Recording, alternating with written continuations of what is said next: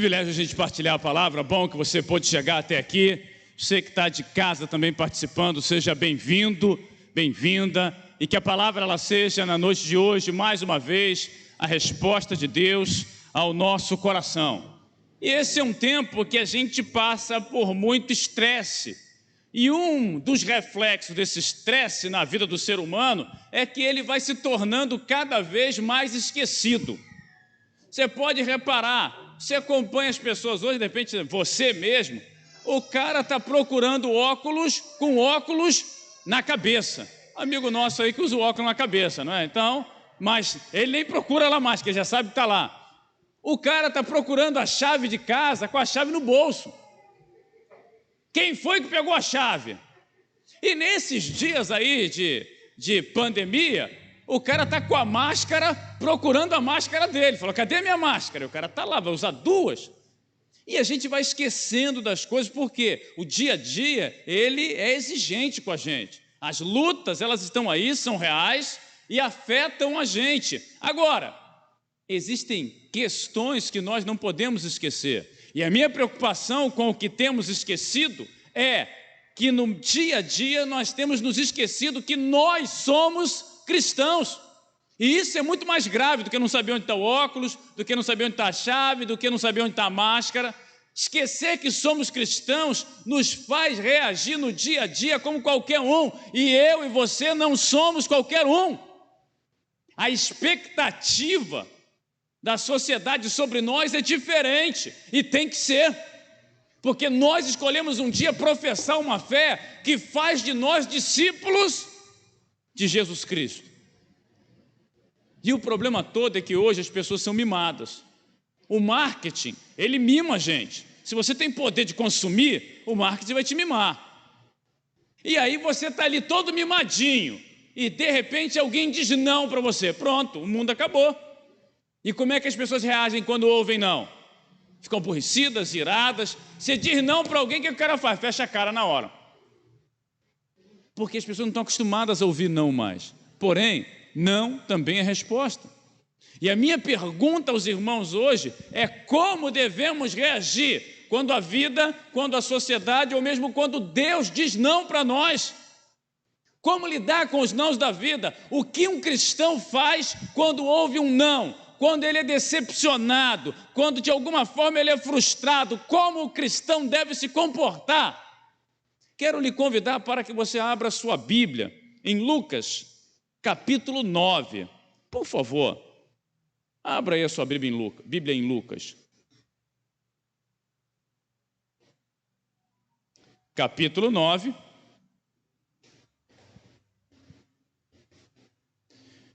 Verso 51.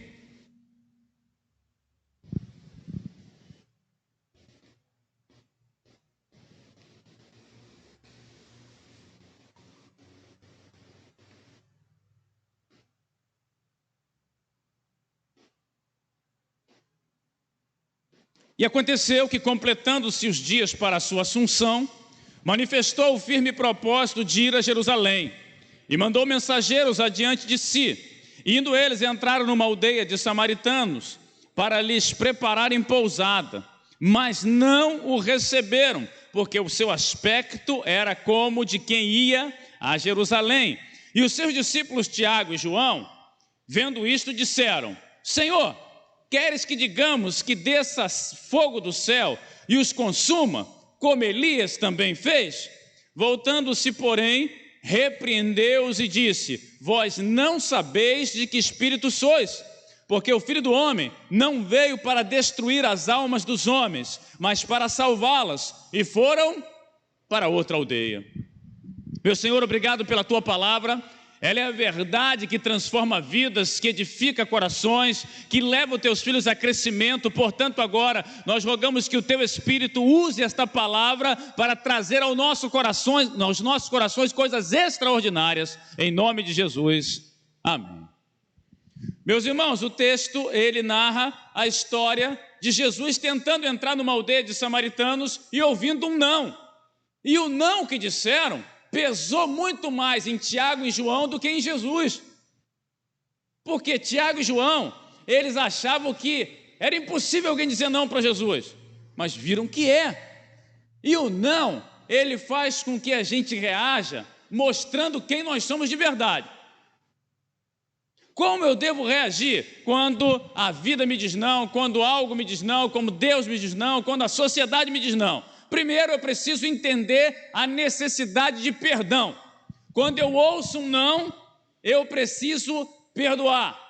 Pastor, mas o não também é a resposta, é verdade. Mas para mim pode ter sido ofensivo, pode ter me magoado, pode ter me frustrado. Então, antes de qualquer coisa, eu tomo a decisão de perdoar.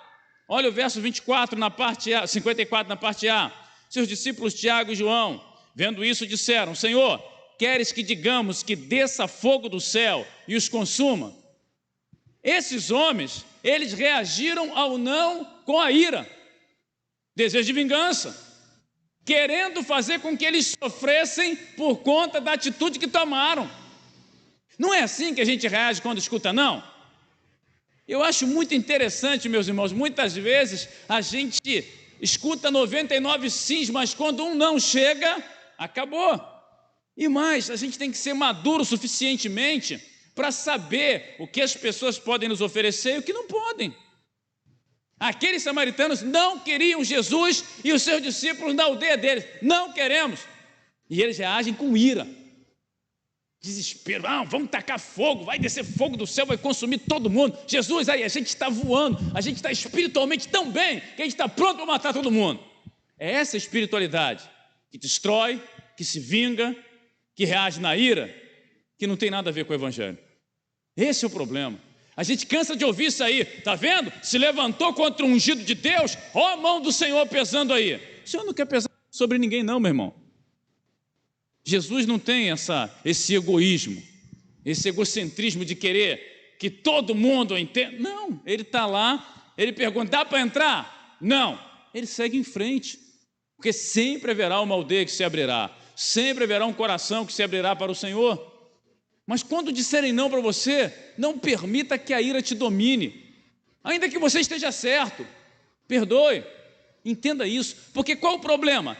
A ira, ela vai gerar na gente a vingança e a amargura, e um coração que está em amargura não consegue comportar dentro de si a presença do Espírito Santo.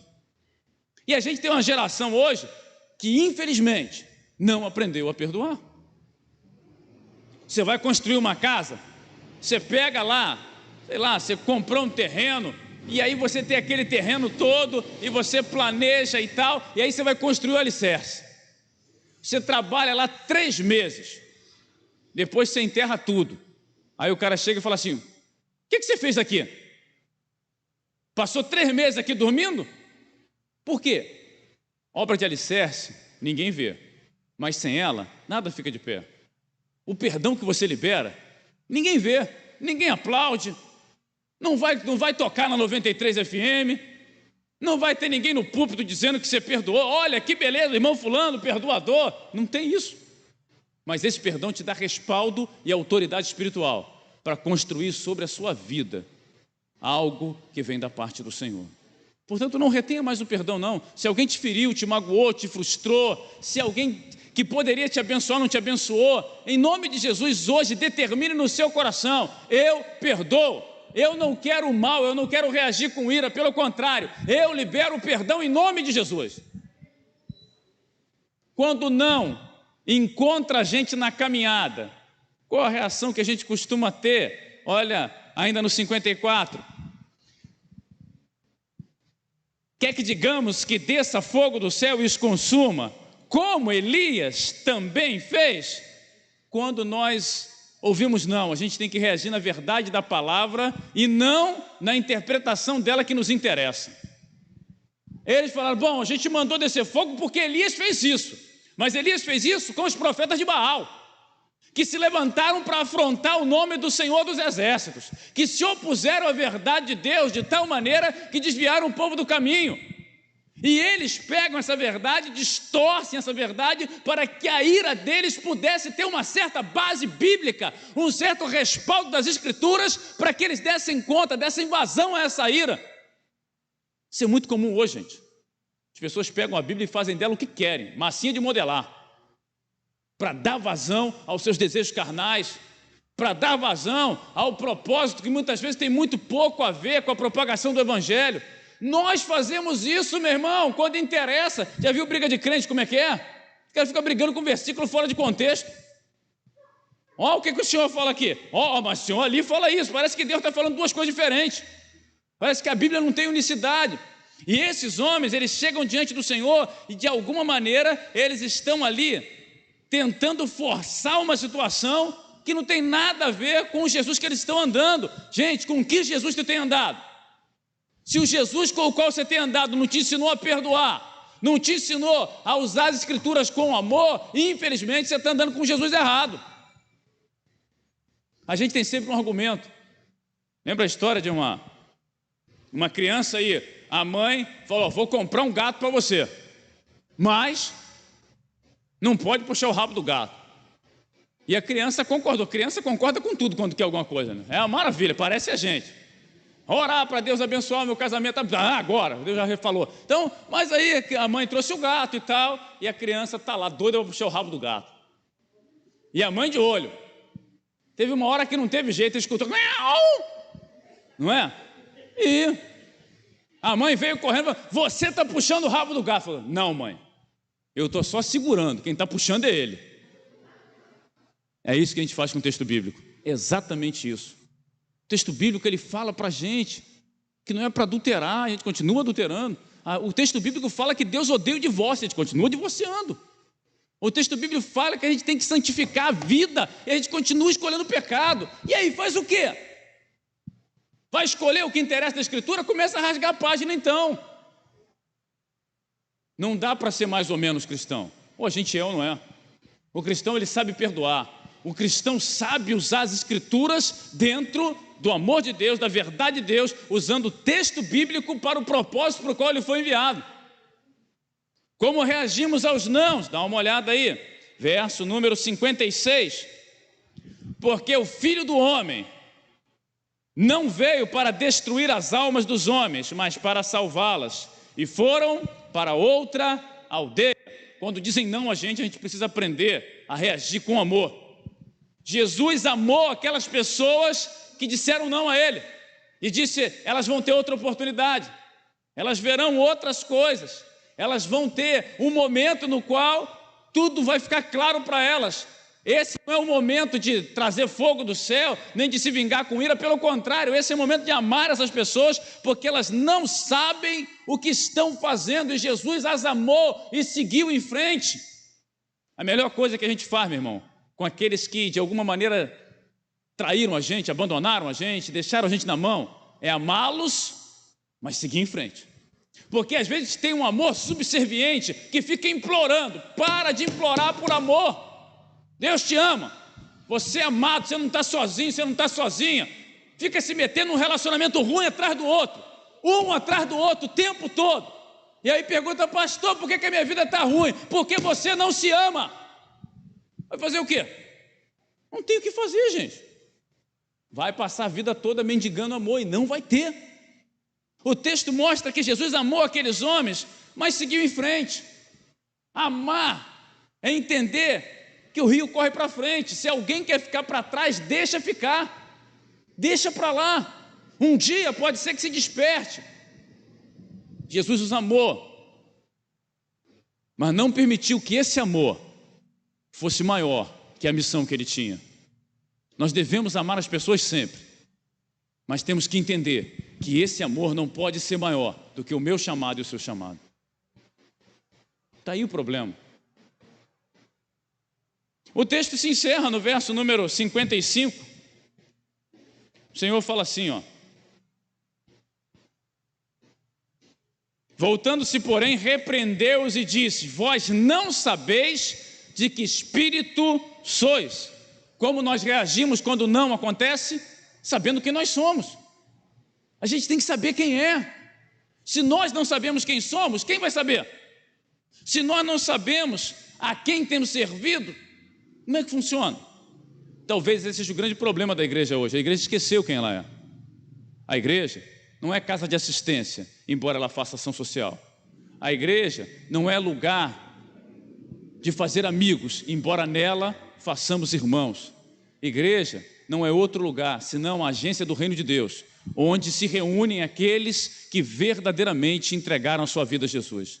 Esses homens, eles queriam a vingança. Esses homens não sabiam de que espírito eram. Esses homens estavam ali para o que der e vier. E hoje a gente tem vivido mais ou menos a mesma coisa. A gente não sabe mais quem é. Você escuta muitas pessoas falando aí, você sabe com quem está falando? Nem ele sabe quem ele é. Por isso que ele está perguntando se você sabe com quem está falando. É tempo da gente se redescobrir, meu irmão. De olhar para dentro da gente e dizer, Senhor, em nome de Jesus, na caminhada eu me perdi. Nesse processo todo, a minha vida ela foi sendo contaminada por tudo que de alguma maneira estava à volta, e hoje eu me tornei um cliente do Evangelho e eu não consigo mais ser contrariado, eu não consigo mais ouvir não. No entanto, agora em nome de Jesus eu quero perdoar. Nesse momento, Pai, eu desejo viver a verdade da Tua palavra e não usá-la para justificar os meus atos. Eu quero que a palavra dirija os meus passos e não justifique as minhas atitudes. A palavra me dirige. Ela não é muleta para mim, ela é direção. Lâmpada para os meus pés é a Tua palavra e luz para os meus caminhos. Salmo 119, verso 105. Hoje, eu quero, em nome de Jesus, reagir com amor ao não, à ofensa, à perseguição, a tudo que disseram e fizeram contra mim. Eu quero hoje, em nome de Jesus, redescobrir quem eu sou. Eu sou um discípulo de Cristo. Sou alguém que foi regenerado pelo poder do Evangelho. Alguém que foi arrancado do vale da sombra da morte e trazido ao lugar de vida. Alguém que não tinha nada e foi chamado às bodas do Cordeiro, para que eu pudesse estar pronto para toda a eternidade. Que esse despertamento aconteça na nossa vida essa noite. Porque não há mais tempo para nós perdermos com nada. Chega, gente. A infância, a bebezice já passou. É um tempo de despertamento, de crescimento, de vivência do Evangelho. Eu não sei como é que eu consigo pregar isso aqui mais claro, e tem gente que não entende. Não sei. E amanhã o cara vai e sai e consegue reagir de modo completamente diferente de tudo que foi pregado. Como é que funciona isso na cabeça de alguém? Não sei, mas funciona assim em muitos. Essa noite é uma oportunidade que o Senhor nos dá de abrir o coração para Ele, de voltar para Ele, de dizer, sim, Senhor, eu